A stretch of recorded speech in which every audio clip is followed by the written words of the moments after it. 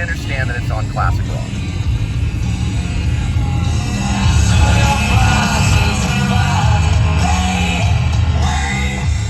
I understand that's classic rock, but they also play Led Zeppelin, so we're not the same generation.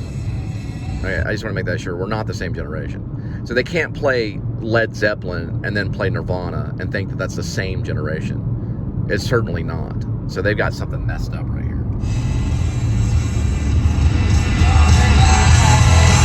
Listen, Nirvana and Led Zeppelin are not even in the same boat, okay? Devo and Nirvana are not in the same boat, okay? They're two different generations, completely. Three different generations, really, to be honest. So is classic rock just stuff that's old? You know, yeah, it's old. It's from the early 90s. That's like, it's nearly 30 years old. I guess anything 30 years old goes into the classic rock. I guess so. I mean, heck, I'm approaching 50. I'm not 50 yet, but my birthday's coming up next month. I'm not turning 50 or anything like that, but I thought pretty much it was over when I turned 40. But I don't know. Maybe, you know, maybe not. I don't know, orange pollution. So we have an orange pollution, so we're driving safe. That means that we're on orange alert. Orange is hard to say. Orange. There we go. Orange. You drop the tongue. Orange. Orange. Orange. Orange. Rather than orange. See, in the South, we say orange, which sounds weird, because we don't always drop our tongue when we speak. So orange. Orange. Orange. That sounds really messed up. Orange sounds normal for me, but it's orange. Orange. Just like when you say are you going somewhere? In the car? And then I guess in the North, they just really cut it, and they just you know, get rid of it all altogether. I'm gonna park the car in the yard down by the bar, near Bar Harbor. My car's orange. Here we go with today's number. It's July 1, 2022. 10 balls. Each ball has a number. Numbers 1 through 10.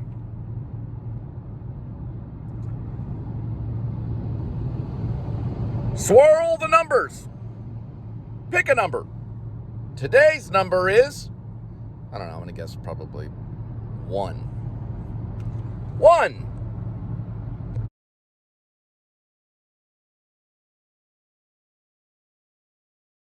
And wouldn't you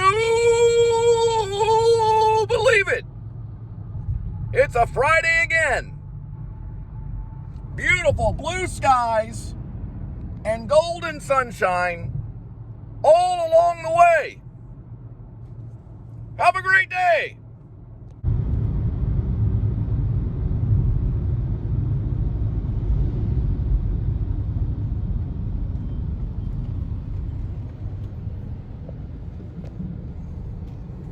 What in the world was that?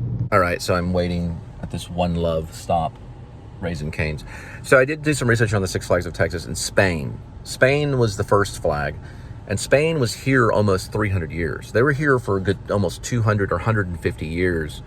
There was a slight moment where France came in right when Mexico was trying to take over the Texas area. And France came in to wave their other flag, and they had control of Texas for, I think, almost like a decade or so. It was for quite a bit of time.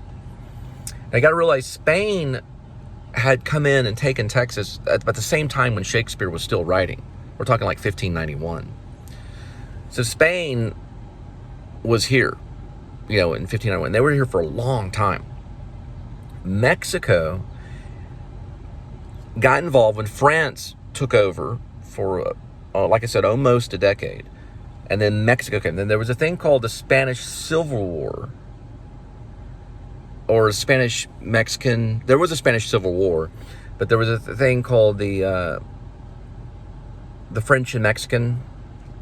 So when Mexico celebrates, they celebrate a certain day. And they celebrate the Republic or they celebrate their freedom from France. And those were the three big flags. You had the Spain, you had the French, of course, and Mexico. That's when then the Republic of Texas, and then of course you had the Confederacy, and then it went back to the state of Texas. Just give me a moment. So what I was saying was Spain had Texas longer than we even had Texas now. This was interesting about Spain, if you know anything about it. So it was like 1591 all the way to like the late 1600s or something like that. And Spain was in complete control of Texas. Now there was a little moment where France came in and took it away from Spain. And there was also a moment where Mexico came in and took it away from France.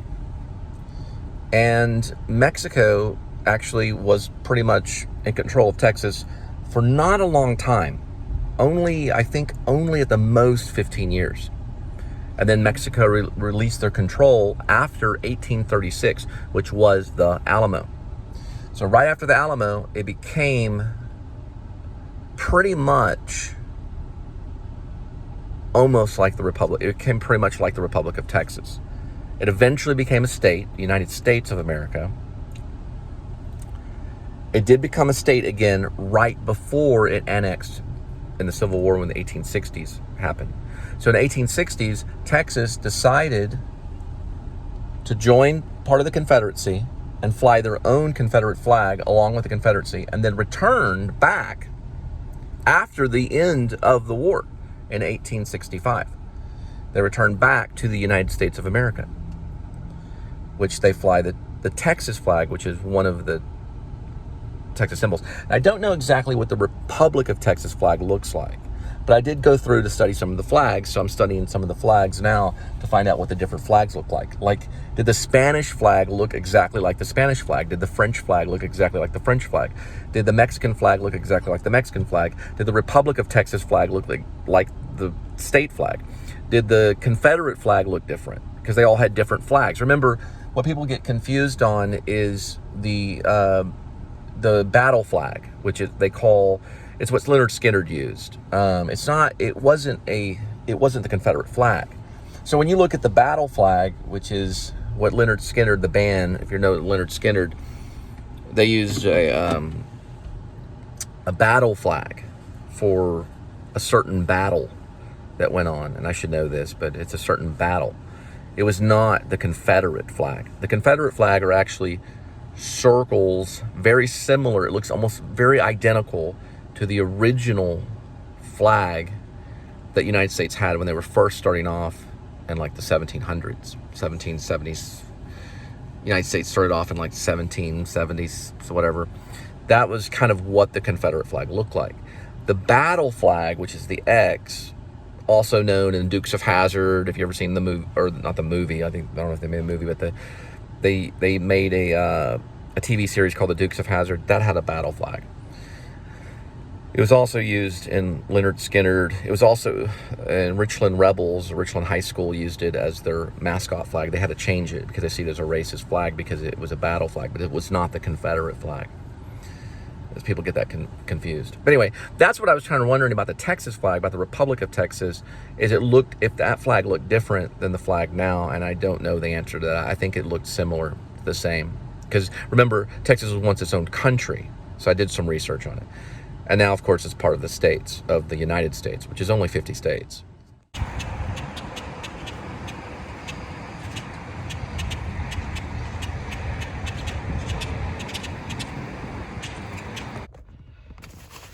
All right, so this is what I'm using as a memory device for this. I got some of these to wipe down this right here. Kind of keep things clean. Reason why is because drinks are important, and that umbrella sticks out.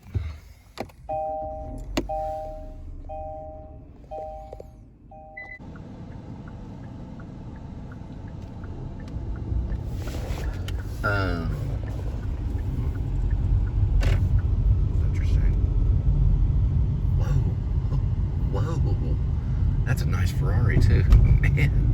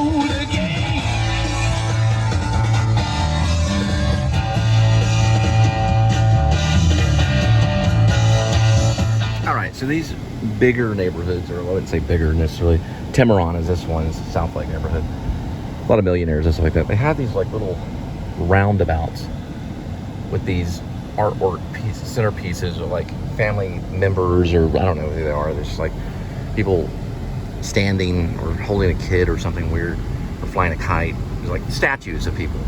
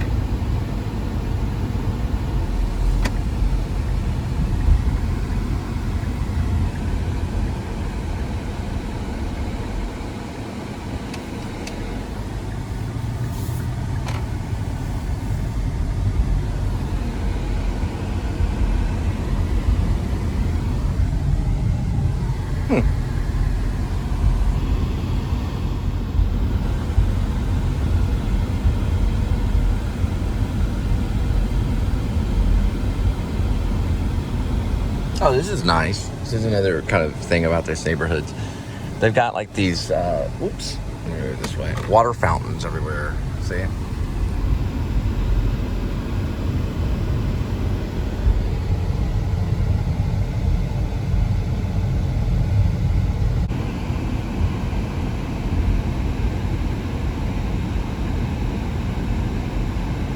Now, coming up at the 4th of July, you know that John McCain was captured and tortured.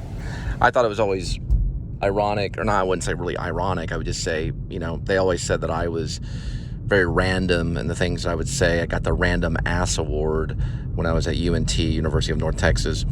I always thought it was funny, random, that Trump said, well, John McCain, blah, blah, this. Well, why didn't he not get caught? You know? I mean, I'm not, you know, George Bush, of course, said some stupid stuff, but that is a pretty stupid thing to say. Because, I mean, there were people that did get caught behind enemy lines. Yeah, you know, not everybody can be Rambo. You know, John McCain obviously wasn't. But it was highly disrespectful. It just goes to show, you know, that you can be disrespectful and still be like a president of the United States, you know. That remark I always thought was kind of, I'm not like the biggest John McCain fan in the world, you know, but it was a soldier that got caught and behind enemy lines. I'm not real familiar with the war. I'm assuming Vietnam. I don't think it was Korea, but I'm assuming it was Vietnam. And he was caught behind enemy lines and tortured, you know. I mean, that's some serious stuff. You ever see the movie Rescue Dawn with Christian Bale and Jeremy Davies? Great movie, you know, to show the type of torture that Vietnam vets went through. And they, listen, the Vietnamese, and I have done some research, they're not democratic. They are still, they are actually still, to this day, they are still communist. It's still run by a communist country. I, for some reason, thought they were at least more democratic than what they were when they first started. That's a possibility.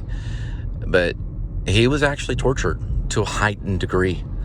And you got this guy that made all this money in real estate.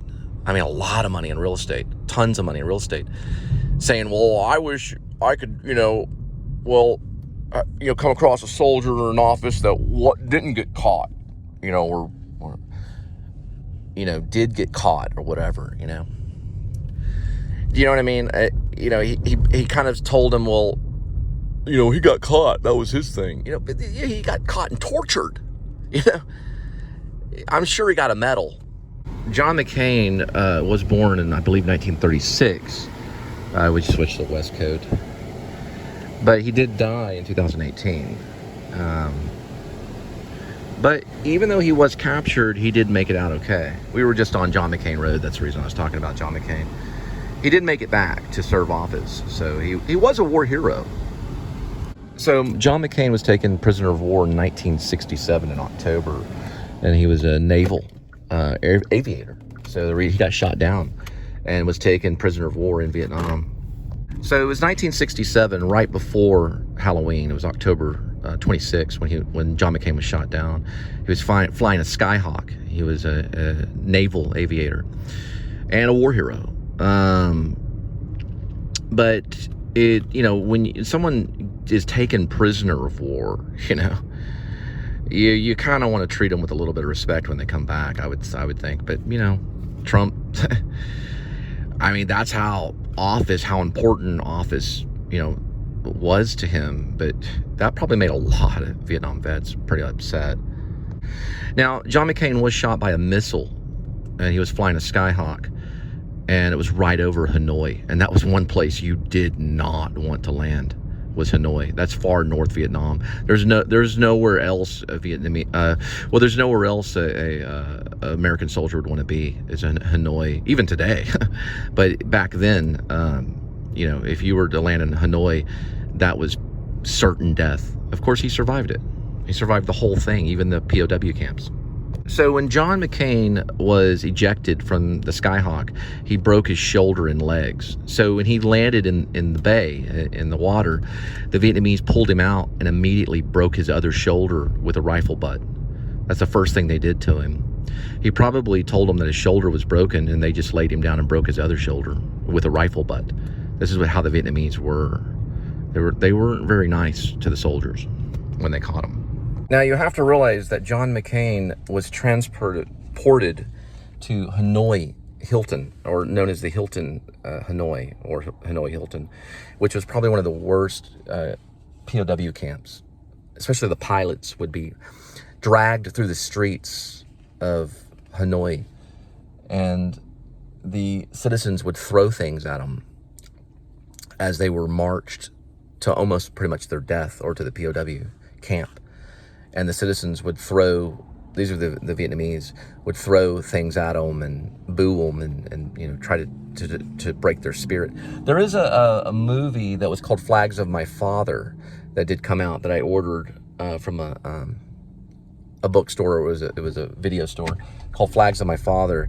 I think it may have been based on some of what he went through and what they went through and how they survived it. It's a long story. They should probably retell that story, or do another film. It's based on those experiences, horrible experiences. Rescue Dawn kind of thing, if you've ever seen that with Christian Bale. Now, McCain was refused medical treatment by the Vietnamese.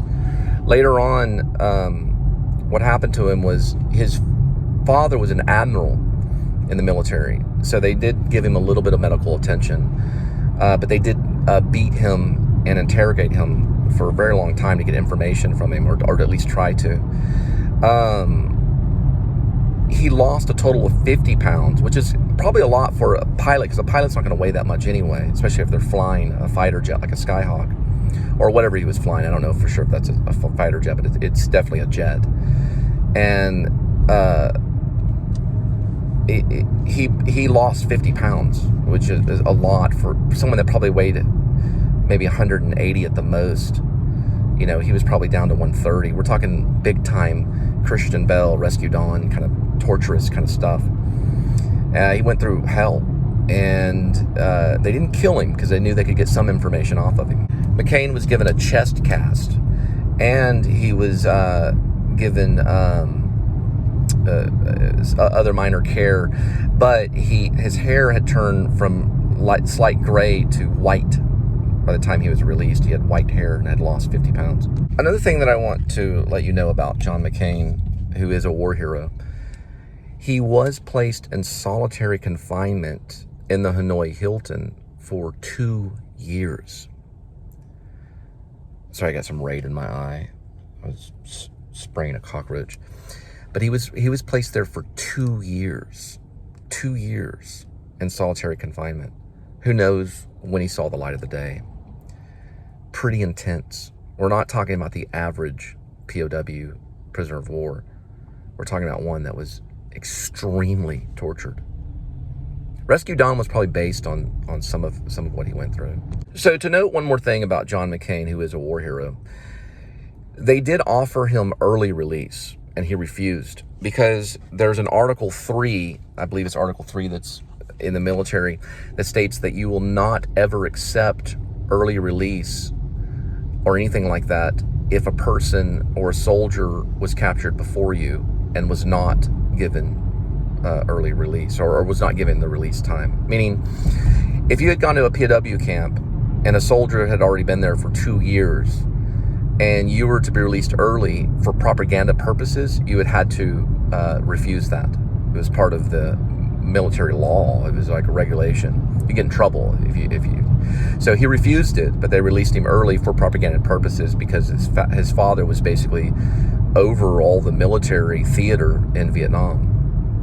So he was looking over that military mission, which is what they use. They use the word theater, but it's really just the mission of overcoming Vietnam at that time. So basically what it meant is that his father was an admiral. His father was heading the operations of Vietnam at that time. And they said, okay, well, you can go now, and he'd been there for 2 years in solitary confinement. He refused to leave because other soldiers had been there longer and were not being released. And he knew, because his father was an admiral, that he was getting special attention, but for propaganda purposes. So it was for propaganda, and a soldier cannot accept that release. But since they were in control, they released him anyway. So he was, it was like forced releasal, meaning he chose not to leave, but they told him, you have to leave, and so he left. He left Hanoi Hilton. Pretty incredible story. And I don't think it was told justly in Flags for the Father. I think it needs a better story. It's a pretty intense Vietnam story. Basically, the North Vietnamese wanted to look good and release this pilot after torturing him, starving him, not giving him medical attention, hardly any, so that they would look fair and just as an army, the North Vietnamese. Now you got to realize the Viet Cong were different. They would have treated him much differently in a Viet Cong camp than the North Vietnamese, which is a military outfit. It's part of the military government of Vietnam. The VC were more like the militia. Okay, so they treated the soldiers much different. Have you ever seen Deer Hunter? That's with Robert De Niro and some great actors. Anyway, it's with a lot of great actors. Christopher Walken is in it too. But anyway, Deer Hunter was probably showing a Viet Cong camp. I'm thinking that was probably a Viet Cong camp. I could be wrong, but they treated their soldiers much differently. They bet on their lives, meaning they played Russian roulette with their lives. Literally, they really did. Now, I don't know if they really did this. I don't know if this was true, but it kind of is in a way. Vietnam was